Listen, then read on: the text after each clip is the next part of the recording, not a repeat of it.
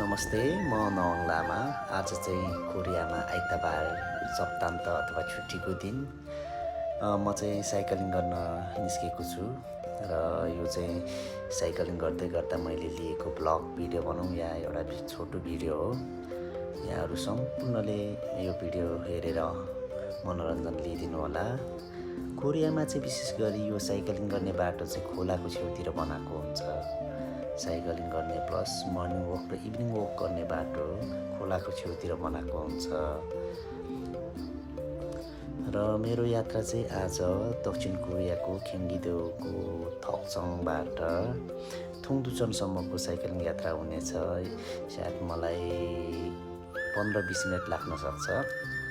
यहाँहरूले अन्तिम समय हेरेर मनोरञ्जन लिइदिनु होला।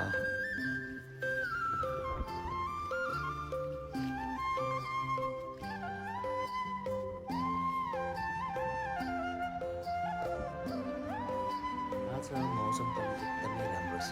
धेरै गर्मी पनि छैन, चिसो पनि छैन र वरिपरिको हरियालीहरू हेर्दै म पनि अगाडि बढिरहेको छु।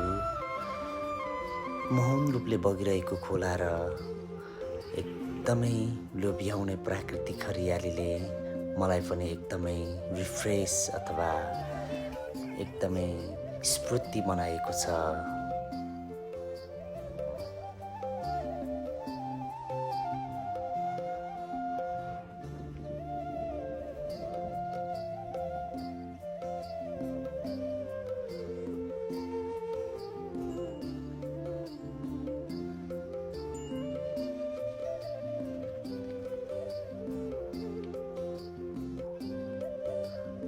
म अब थक्चङबाट करिब मेरो अन्तिम गन्तव्य थुङदुचनको आकाशे पुल आइपुग्न लागे। मलाई करिब 15 मिनट लागेको छ। यो चाहिँ थुङदुचनको आकाशे पुल हो र म पुल मुनिको रातो बाटोबाट आएको हो।